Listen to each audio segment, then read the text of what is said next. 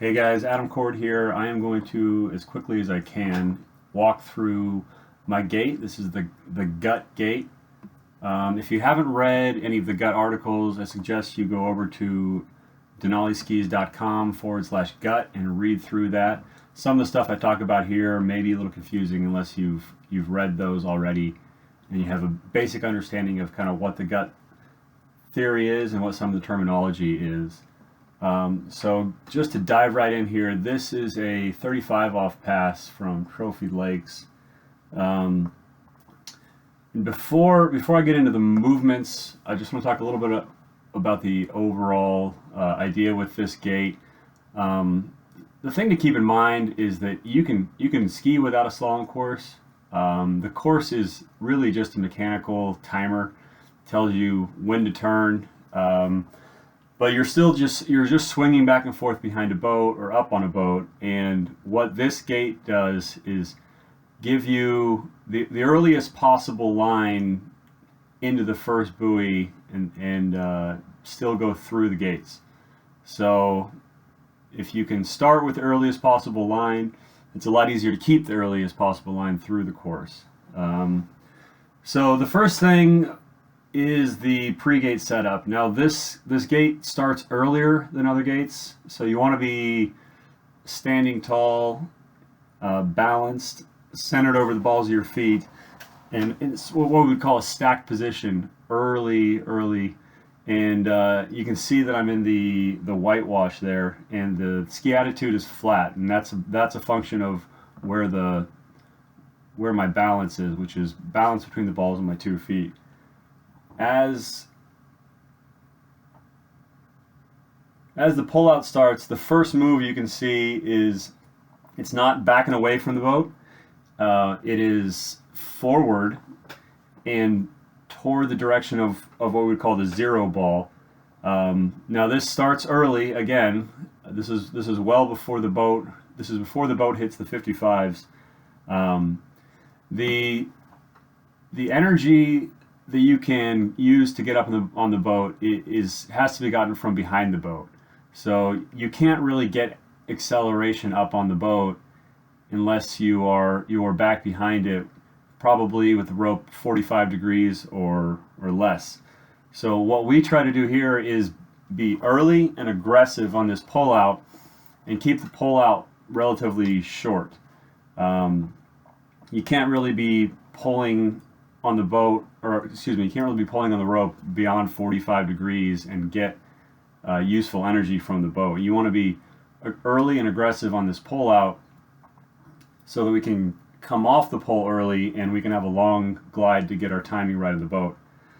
So you can see the handle is low. Elbows are actively tight against my hips here. I'm not letting the handle get pulled up and away. And the first move is, like I said, forward and not back away from the boat. What I want to be feeling here is pressure on that left bevel up in front of my front foot. I want to actually load the tip of the ski a little bit here. And I'm not trying to turn the ski. I'm just taking my body, keeping it in the stacked position and moving toward the zero ball. There's an effort to load the left hand and left shoulder a little bit as they start to rotate away from the boat. So even though you can't really see much rotation, I feel a lot more load in my left hand here, and I'm actively closing off a little bit from the boat as opposed to rotating to my right and opening up to the boat, which you see a lot of people do. This is an actual an effort to stay more square to the ski and close off from the boat.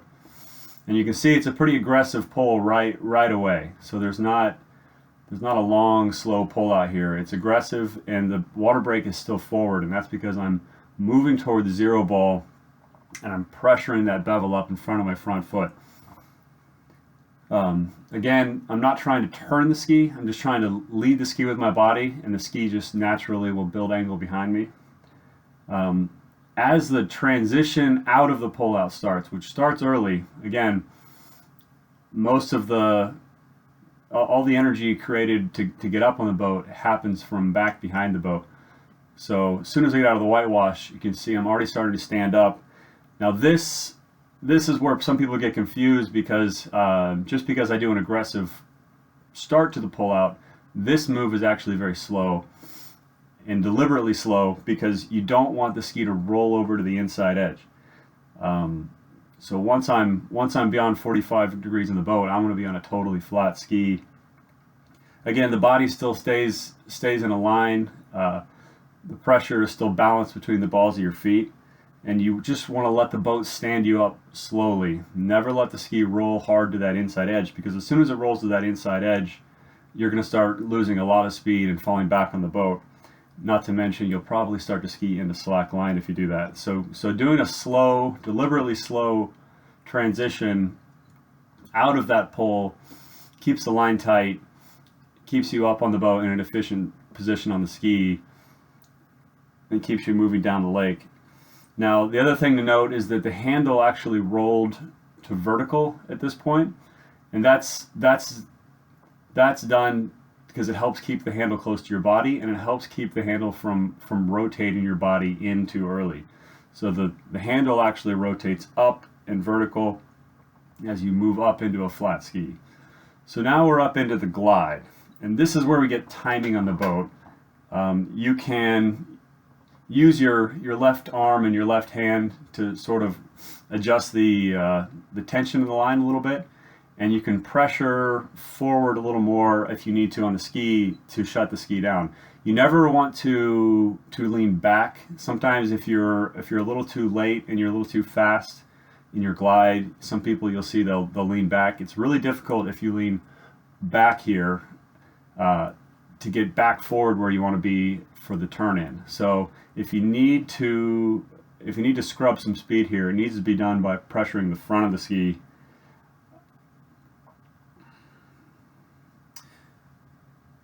Now again, you can see that I'm tall in a straight line up over the ski. The water brake is relatively forward, and that becomes even more apparent as I start to make the turn in. Now all I'm doing here at this point is I'm keeping that line tight, and I'm keeping square down the lake. I'm keeping in a stacked position, and I'm just waiting for my speed to start to drop down below the speed of the boat. The other thing to keep in mind is that there was a concerted effort to get as high on the boat as I could on the pullout. So I'm starting from a really high point on the boat, and right now I'm gliding at about the same speed as the boat. And then you can see I start to fall back on the boat. Now as soon as I start to fall back on the boat, that's when the turn-in starts. And I don't like using the term turn-in because that starts to get a little bit confusing. But the move into the pole position, I guess, is what starts here. Now, first thing to note, you can still see because of the water coming out from underneath the ski, you can tell that I'm very far forward on the ski. The most of the pressure, it's still balanced between my feet, but because of how my speed is slowed a little bit, the tip is now a little bit lower, which is why you see so much water out front. So the handle is still tight. My hips and my elbows are close together. The handle is still tight to my body, but the first move on the turn-in is actually to let the handle come up off my body, and it goes straight toward the pylon.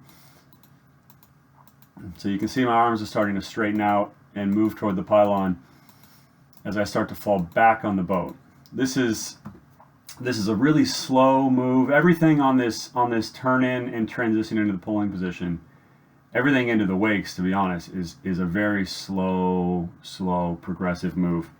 So the handle comes up off your body, the body stays tall and stacked, and then once your arms are straight, the body starts to lean in and follow the handle. So the handle goes first toward the pylon, the body goes second, and there's never an effort to turn the ski. It's just your body moves and leads the ski, and the angle is built really slowly and progressively. So you'd never want to be trying to turn the ski and put it between you and the boat at this point. It's purely just lead the ski with your body and use that to accelerate, just like a sprinter coming out of the blocks. You want to be ahead of your feet so you can accelerate. If you try to turn the ski out here and put it between you and the boat, all that's going to happen is you're going to lose a lot of speed. You're going to dig in, get a ton of pressure on the ski, and you get separated as soon as you get into the wakes, and it's not really going to work out very well. So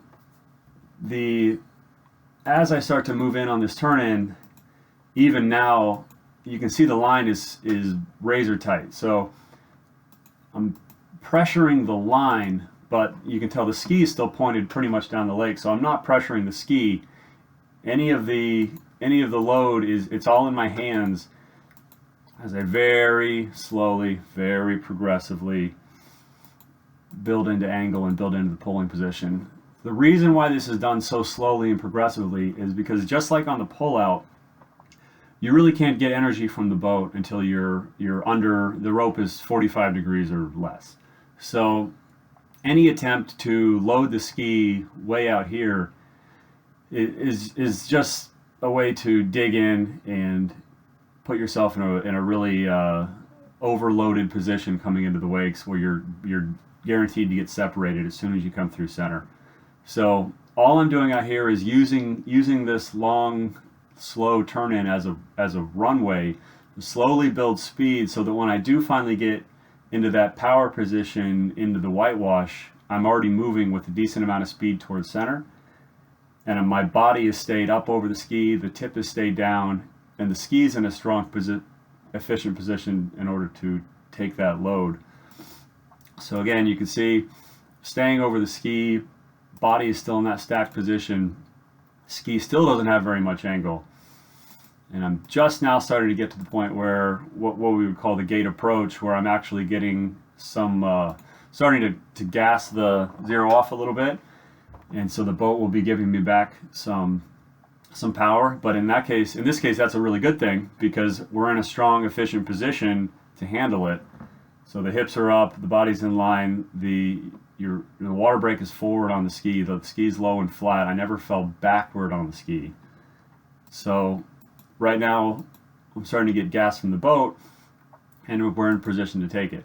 So the ski is now getting close to its maximum angle. You really don't want your maximum angle until the center line, or maybe even a hair after the center line. So the entire turn in and approach into the wakes on the gate needs to be thought of as a big, slow, progressive build of angle, culminating somewhere around the center line, or maybe even a little after the center line. The rope tension is really high here, and the ski load is starting to build here, but it really doesn't peak until about the center line.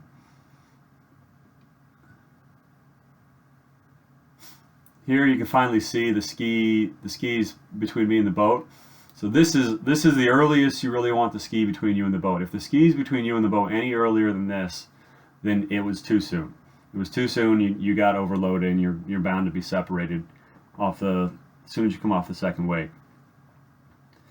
So coming through center, if we did that approach and turn in properly, we should have a pretty high amount of speed at this point.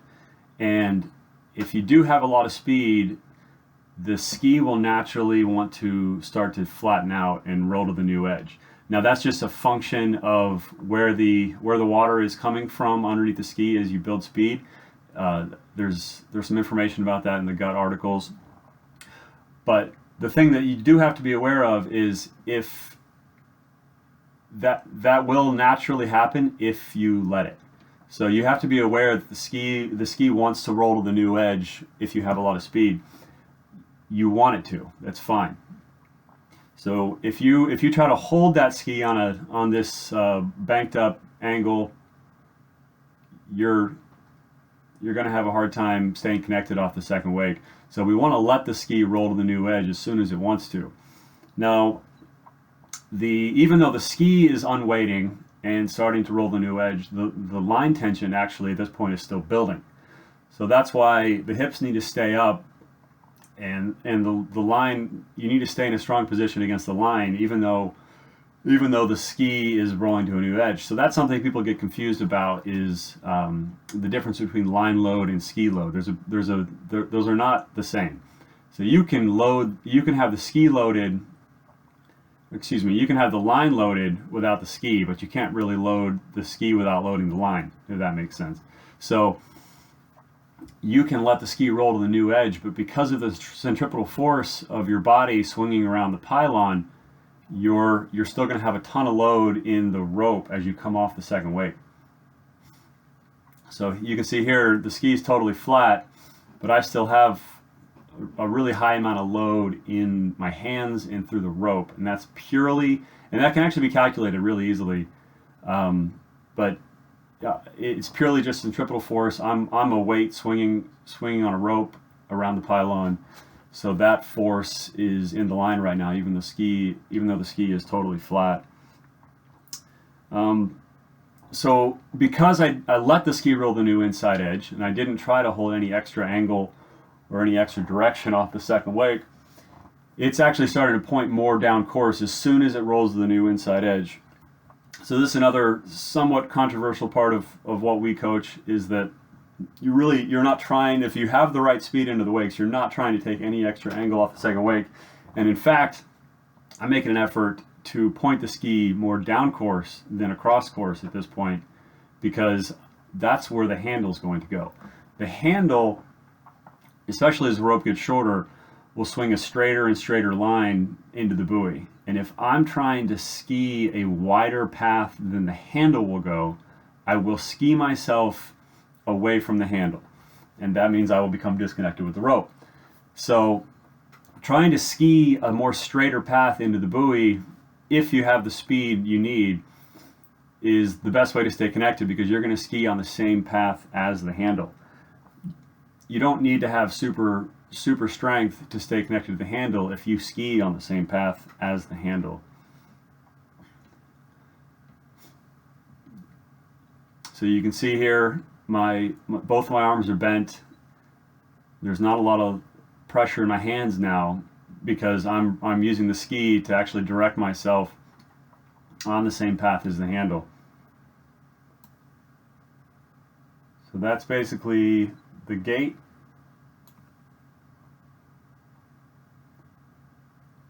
And from here, we're really on the earliest possible line in the course. And the whole pass is much easier to stay on this really early line. We're going to do some more videos that go into more detail about how that transition from the center works. We're trying to get some video from overhead, and some more video about the pre-turn, because that whole area, it seems, from the second wake into the apex of the turn is really where people get most confused. So we're definitely going to do some more videos about that. So keep an eye on denaliskis.com/gut, and thanks for watching.